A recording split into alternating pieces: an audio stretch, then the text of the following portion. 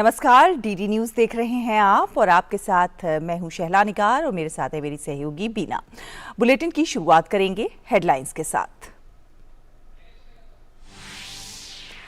गुजरात में दूसरे और अंतिम चरण की 93 सीटों पर वोटिंग आज 2.51 करोड़ वोटर तय करेंगे 833 प्रत्याशियों की किस्मत। पीएम मोदी भी साबरमती विधानसभा क्षेत्र में डालेंगे वोट।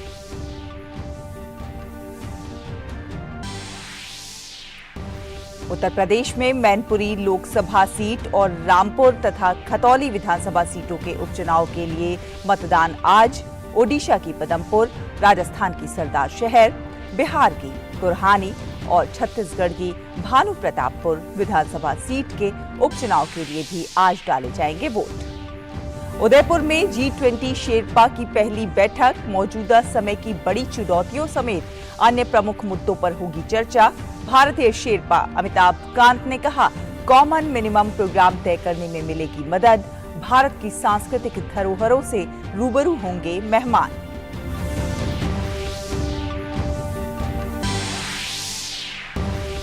राष्ट्रपति द्रौपदी मुर्मू के आंध्र प्रदेश दौरे का आज दूसरा दिन।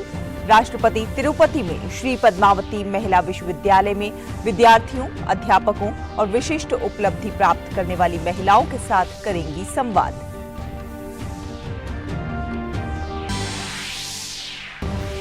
प्रधानमंत्री नरेंद्र मोदी आज नई दिल्ली में भारतीय जनता पार्टी के मुख्यालय में पार्टी के राष्ट्रीय पदाधिकारियों की 2 दिन की बैठक का करेंगे उद्घाटन। पार्टी पदाधिकारियों का करेंगे मार्गदर्शन। पार्टी अध्यक्ष जेपी नड्डा करेंगे बैठक की अध्यक्षता।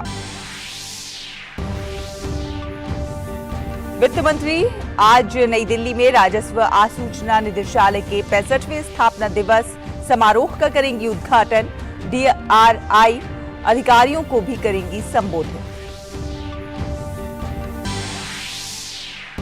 सरकार मोटा अनाज पोषक खाद्यान्न सम्मेलन में 30 संभावित आयातक देशों और इनका उत्पादन करने वाले 21 भारतीय राज्यों के बारे में ई-कैटलॉग करेगी जारी। केंद्रीय मंत्री पीयूष गोयल सम्मेलन में होंगे मुख्य अतिथि। सम्मेलन का मुख्य उद्देश्य मोटे अनाज के निर्यात को बढ़ावा देना। फीफा विश्व कप फुटबॉल में इंग्लैंड ने सेनेगल को 3-0 से दी मात। गत विजेता फ्रांस ने पोलैंड को 3-1 से किया पराजित। शनिवार को इंग्लैंड और फ्रांस के बीच होगा क्वार्टर फाइनल मुकाबला।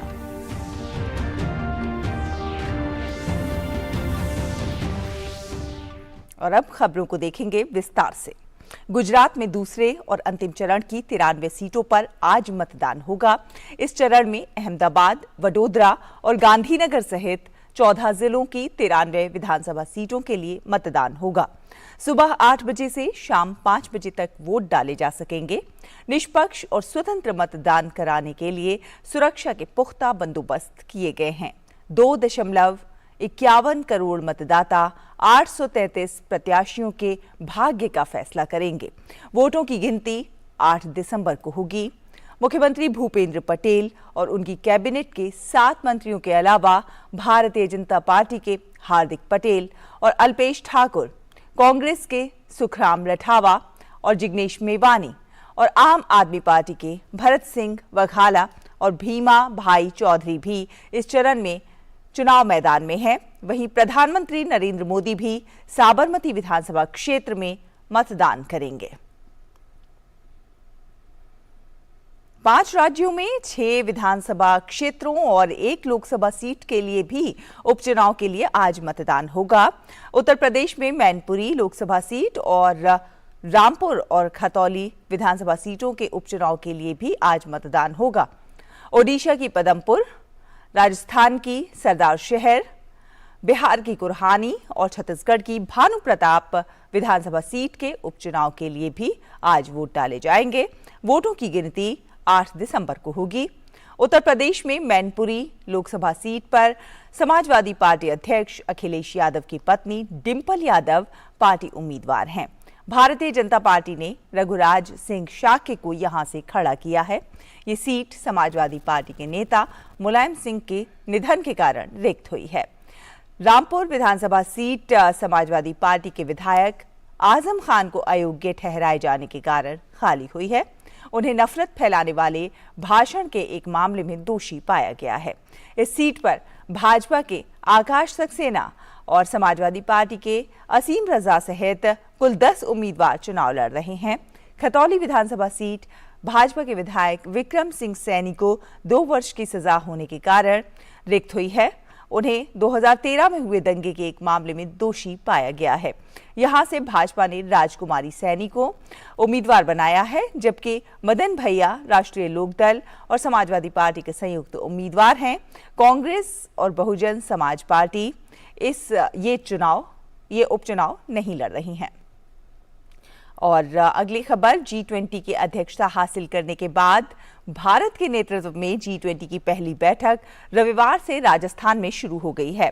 G20 के शेरपा की 4 दिनों तक चलने वाली इस बैठक में कई अन्य देशों और अंतर्राष्ट्रीय संगठनों के प्रतिनिधियों को भी आमंत्रित किया गया है। G20 में भारत के शेरपा अमिताभ कांत इस बैठक में भारत का प्रतिनिधित्व कर रहे हैं। इस बैठक में मौजूदा समय की बड़ी चुनौतियों समेत अन्य प्रमुख मुद्दों पर फोकस होगा, जिसमें तकनीकी परिवर्तन, हरित विकास, लाइफ स्टाइल फॉर एनवायरनमेंट, महिलाओं की अगुवाई में विकास, सतत विकास के कार्यान्वयन में तेजी लाना, समावेशी और लचीले विकास को सुगम बनाने पर जोर होगा। इस बैठक के बारे में जानकारी देते हुए भारतीय शेरपा अमिताभ कांत ने कहा कि ये बैठक सभी देशों को एक कॉमन मिनिमम प्रोग्राम तय करने में मदद करेगी। और राष्ट्रपति द्रौपदी मुर्मू तिरुपति में आज तिरुमाला पर्वत पर श्रीवारी मंदिर में वेंकटेश्वर स्वामी की पूजा अर्चना करेंगी। इसके साथ ही वो श्री वराह स्वामी मंदिर समेत अन्य मंदिरों में भी दर्शन के लिए पहुंचेंगी, जिसके बाद वो तिरुपति में श्री पद्मावती महिला विश्वविद्यालय का दौरा करेंगी, जहां वो छात्रों, शिक्षकों, महिला स्वयं सहायता समूहों के सदस्यों तथा उपलब्धि हासिल करने वाली महिलाओं से बातचीत करेंगी। राष्ट्रपति आज ही तिरुपति से नई दिल्ली के लिए वापस रवाना होंगी। गौरतलब है कि राष्ट्रपति मुर्मू रविवार से आंध्र प्रदेश के 2 दिवसीय दौरे पर हैं। आगामी विधानसभा चुनावों और 2024 के लोकसभा चुनावों को लेकर भाजपा ने अभी से अपनी तैयारियों पर काम करना शुरू कर दिया है। इसी क्रम में भारतीय जनता पार्टी की 2 दिवसीय राष्ट्रीय पदाधिकारियों की बैठक आज से शुरू हो रही है। प्रधानमंत्री नरेंद्र मोदी गुजरात विधानसभा चुनाव के दूसरे चरण में अपना वोट डालने के बाद इस 2 दिवसीय बैठक का उद्घाटन करेंगे। भाजपा पदाधिकारियों की बैठक के उद्घाटन के बाद प्रधानमंत्री कार्यकर्ताओं को संबोधित भी करेंगे। वहीं भाजपा के राष्ट्रीय अध्यक्ष जेपी नड्डा इसकी अध्यक्षता करेंगे। 2 दिनों तक चलने वाली इस राष्ट्रीय पदाधिकारियों की बैठक में आगामी राज्य विधानसभा चुनावों और 2024 के लोकसभा चुनाव के लिए पार्टी की रणनीति पर विचार विमर्श और मंथन किया जाएगा।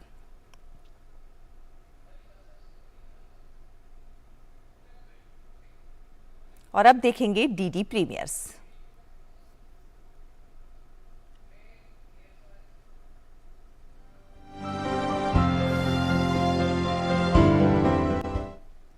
नमस्कार, डीडी प्रीमियर्स में आज फिर आपका स्वागत है। मैं हूं रेशमा आपके साथ, और जैसा कि आप जानते ही हैं कि हम अपने इस खास सेगमेंट में आपके साथ बात करते हैं दूरदर्शन के विभिन्न नेटवर्क पर प्रसारित होने वाले कुछ खास कार्यक्रमों की, कुछ खास धारावाहिकों की।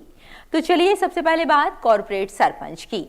आज के इस धारावाहिक में आप ये देखेंगे कि आखिर वो कौन सी है वजह जो कीर्ति को अपने गांव से दूर जाने पर मजबूर कर रही है। प्लानिंग के तहत कीर्ति को उसी समय त्यागी जी ने बुला दिया जब उन्होंने अपने सगे चाचा को किसी के घर झाड़ू लगाते देखा।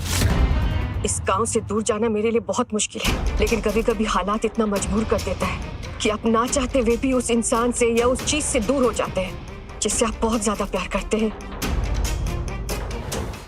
तो देखना मत भूलिए कॉर्पोरेट सरपंच, सोमवार से शुक्रवार रात 8:30 बजे सिर्फ डीडी नेशनल पर।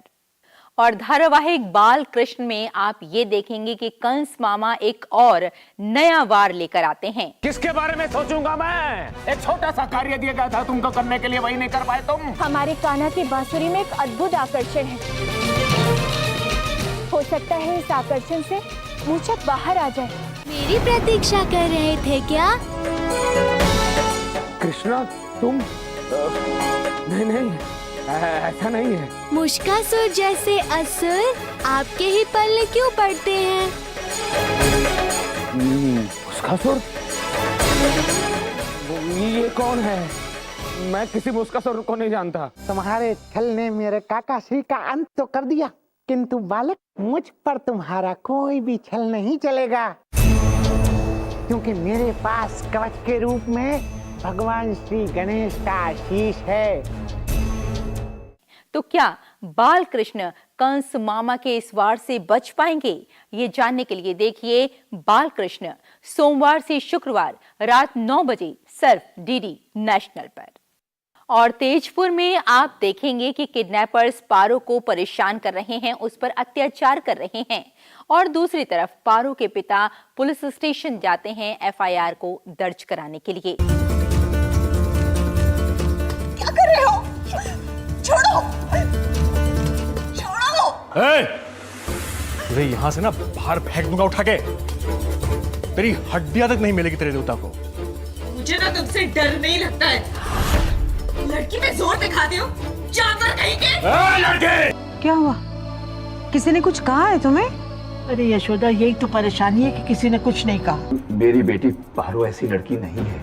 अरे सर, ऐसी तो किसी भी बाप की बेटी नहीं होती है, पर जवानी में हो जाता है कभी कभी। और वैसे भी हम 24 घंटे के पहले किसी भी किडनैपिंग केस की एफआईआर दर्ज नहीं कर सकते। ठीक है, अब आप लोग जा सकते हैं।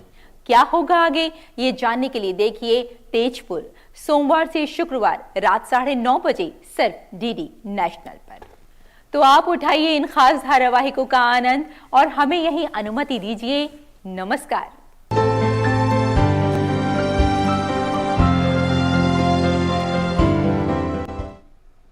और आइए अब नजर डालते हैं कुछ अन्य खबरों पर। वित्त मंत्री निर्मला सीतारमण आज नई दिल्ली में राजस्व आसूचना निदेशालय के 65वें स्थापना दिवस समारोह का उद्घाटन करेंगी। ये कार्यक्रम 2 दिन तक चलेगा।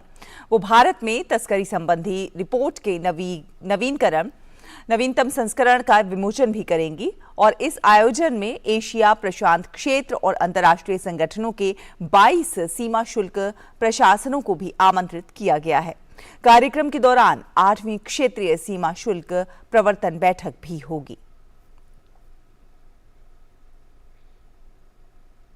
केंद्रीय वाणिज्य और उद्योग मंत्री पीयूष गोयल आज नई दिल्ली में मोटा अनाज पोषक खाद्यान्न सम्मेलन में मुख्य अतिथि के रूप में शामिल होंगे।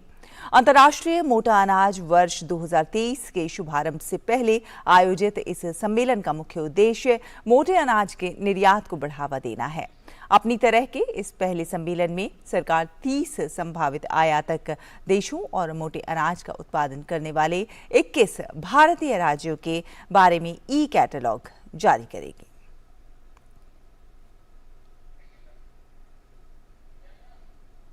इसी के साथ हमारे इस विशेष बुलेटिन में अभी के लिए बस इतना ही। नमस्कार।